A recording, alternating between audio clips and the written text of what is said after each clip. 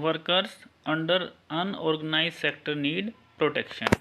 जो हमारी last video में हमारा टॉपिक रह गया था वो क्या था कि जो हमारे वर्कर्स हैं जो काम करते हैं कहाँ पे, अनऑर्गेनाइज सेक्टर में, why do they need protection, उनको प्रोटेक्शन की क्यों ज़रूरत है। They need protection because of the following issues. First is they are paid low salaries, therefore they are not able to fulfill even their basic needs. I tell you one data, out of the total workforce, nearly 85% workforce work in unorganized sector. जो हमारी total workforce है, total हमारे workers हैं, उसमें से 85% कहाँ पे काम करते हैं, अनऑर्गेनाइज सेक्टर में। यानी हम क्या कह सकते हैं, most of the workers work in unorganise sector and they are paid low salary. उनकी सैलरीज क्या है, काफ़ी कम है, और वो सैलरी इतनी कम है कि वो अपनी जो बेसिक नेसेसिटीज़ हैं, फूड, शेल्टर, क्लॉथ, उसको भी फुलफिल नहीं कर पाते। ठीक है। Second one is they are exploited. उनका क्या होता है, शोषण होता है। They are given low salaries but their working hours are longer. काम वो ज़्यादा करते हैं लेकिन उनको जो सैलरी मिलती है वो काफ़ी कम मिलती है। Third, employment is there but not on regular basis. जो उनकी एम्प्लॉयमेंट है वो भी सिक्योर नहीं है। Sometime they are employed and sometime they are unemployed. क्योंकि गवर्नमेंट के रूल रेगुलेशन नहीं है तो जो एम्प्लॉयर हैं वो उनको जब चाहे नौकरी से क्या है, निकाल सकते हैं। They can be thrown out any time without any reason. उनको किसी तरह का कोई नोटिस नहीं दिया जाता और उनको जॉब से निकाल दिया जाता है।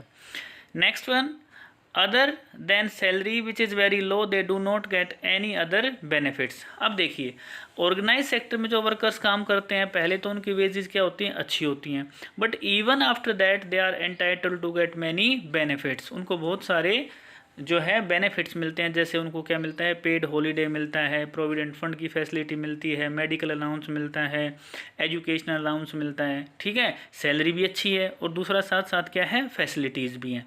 बट जो अनऑर्गेनाइज सेक्टर है इसमें वर्कर्स को क्या है, वेजेस भी कम मिलती हैं, सैलरी भी कम मिलती है, but even after that they do not get any extra benefits. Okay.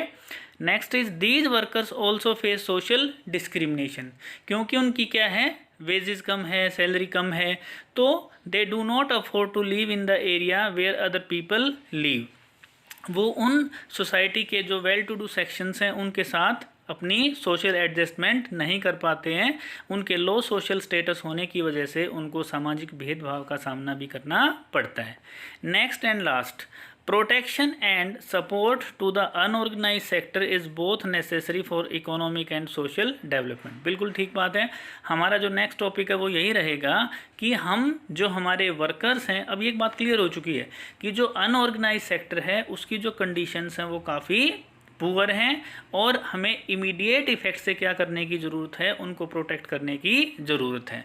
तो अब हमारा इशू ये है कि how can we save them from exploitation. Okay, अब हमारी नेक्स्ट स्लाइड में हम किसे शुरू करेंगे, इनकी प्रोटेक्शन से। तो चलिए स्टार्ट करते हैं। How to protect the unorganise sector workers.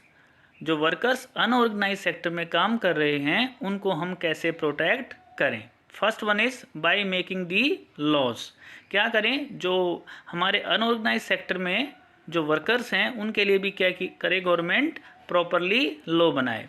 ठीक है, उसी तरीके से हम क्या कर सकते हैं, उनको सेव कर सकते हैं। इसी में एग्जांपल दिया है, such as factory act and minimum wages act.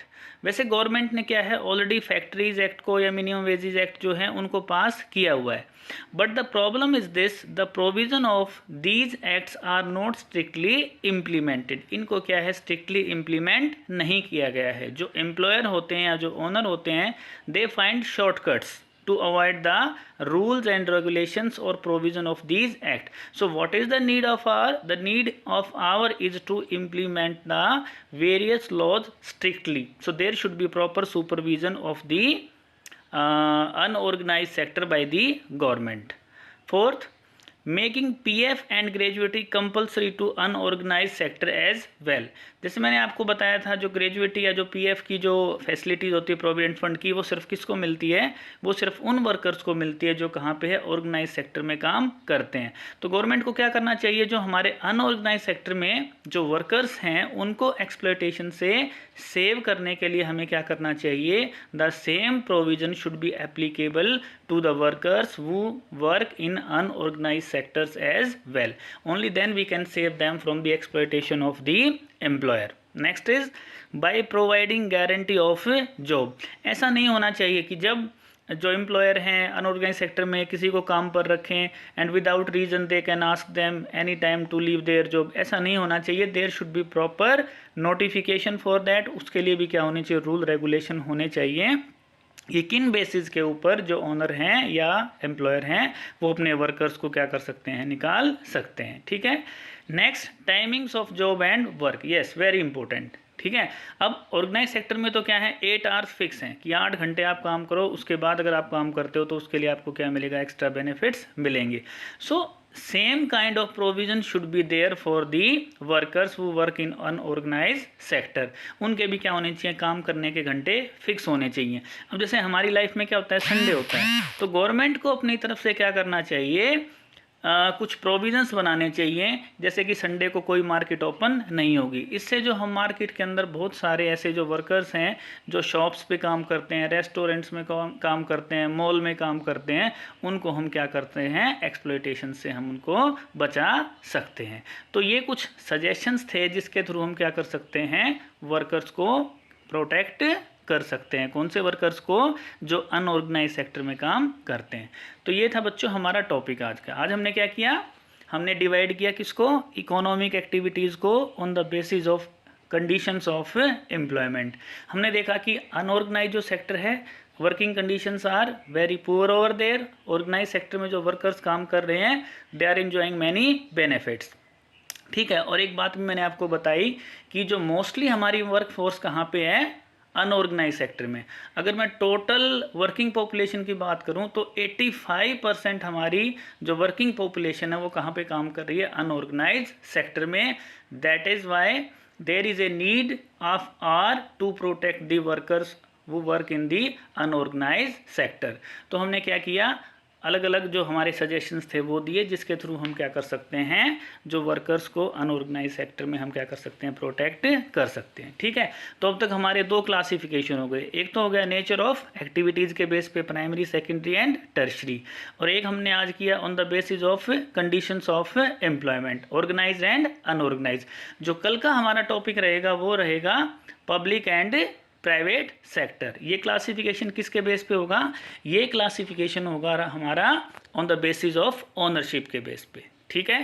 So this is for all today. Thank you very much. Have a nice day.